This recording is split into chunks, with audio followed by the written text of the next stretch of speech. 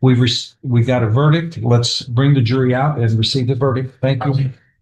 And thanks the alternate jurors for holding vigil. Thank you very much. And the record shall now show that the jury is in the courtroom. Mr. Jones, Yes, I sir. believe you are the jury foreperson. I am.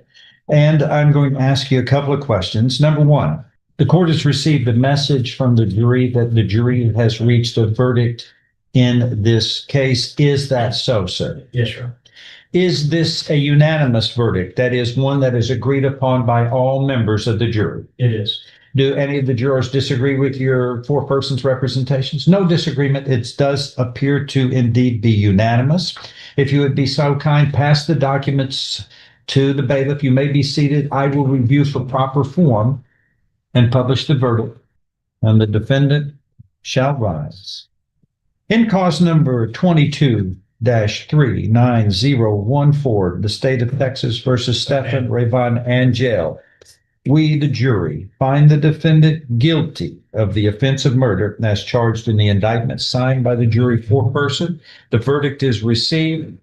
It is made a part of the record for all purposes. Ladies and gentlemen of the jury, at this time, I have accepted your verdict finding the defendant guilty of the offense of murder as indicted in this case. And that brings us to a close of phase one of this bifurcated two-part trial. We will now proceed with the punishment phase of this trial. And once again, let me repeat, you're still under the instructions that the court has given to you up to now. Let me see lawyers, please. Thank you. Break for lunch.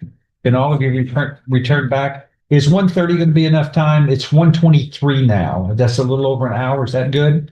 Okay. Thank you. And we'll wait on you're coming in from lunch a little tardy. That's all right.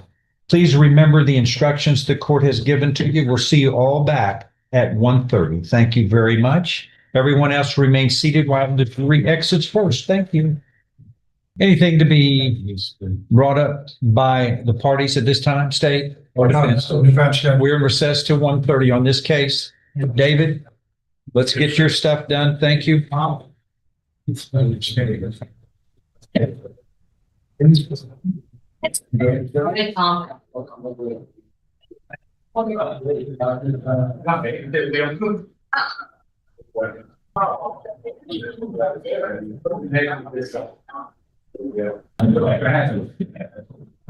Hey, get us outside right now. Tommy, come on. We need some help here.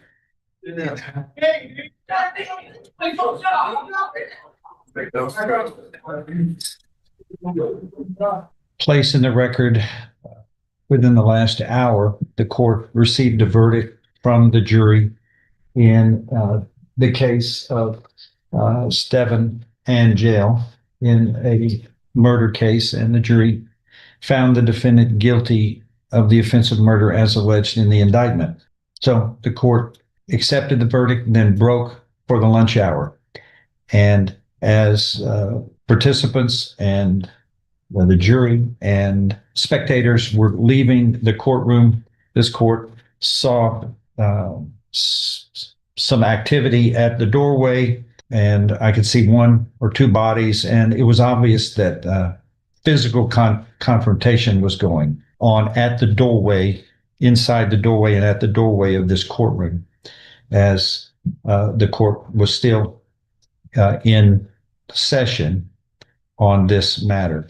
I've reviewed a video because we got videos everywhere, and I see three people flailing, punching at each other at the doorway of this courtroom and breaking some of the chairs outside. But it was a free-for-all fist fight going on. Y'all three, I recognize all three of you. This is a court of justice, a courthouse of justice, of honor. This is the last thing that should ever happen in this building, because we're trying to resolve problems in a humane and dignified and educated and advanced method. We're not cavemen, although you three acted like it, like we were back in the caves again, without any rules, without any sense of respect for each other.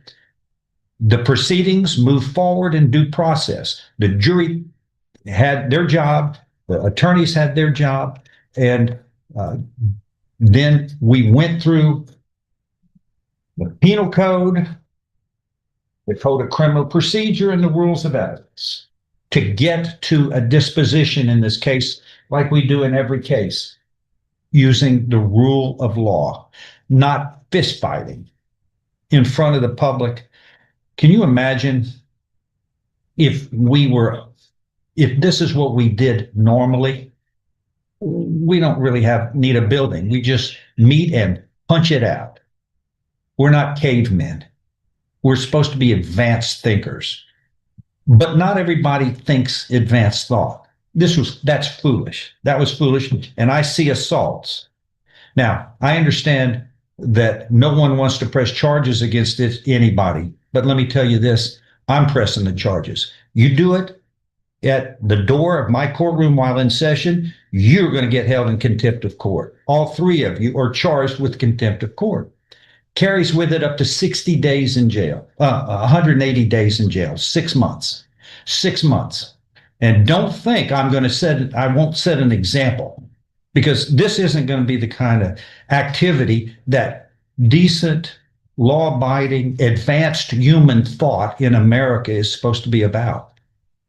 And it'll be made an example out of. And we got the video, and it didn't happen exactly in my presence. So it's going to be what's called constructive contempt. It still happened over this court's authority and power at the door of its courtroom while in session, which means I can't hold a hearing right now. But what I'm going to do is you're all arrested. You're going to go to jail, and we'll bring you back, and we'll have hearings on each of these cases, and I'll get to make the determination up to 6 months in the county jail. And don't you think I won't make an example, because this isn't the kind of behavior which you can do and then walk away from it as though nothing happened.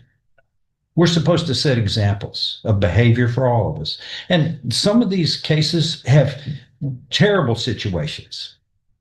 I presided over the James Byrd murder cases. I was one of the prosecutors. You don't think that was hostile? Because there were a lot of folks who felt like justice needed to be served in different ways. But we did the rule of law. The rule of law worked. Those people were prosecuted and then executed for what they did.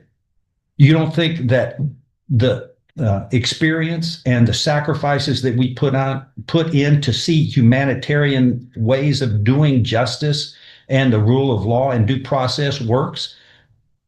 Or is there another way? No, it worked so that the people knew that this Constitution, the flag, and the rules in the Constitution are something to be honored, that we handle our problems in a disciplined, mature, advanced method so that we are the example for the rest of the world. But that's not the way that worked out there in that doorway.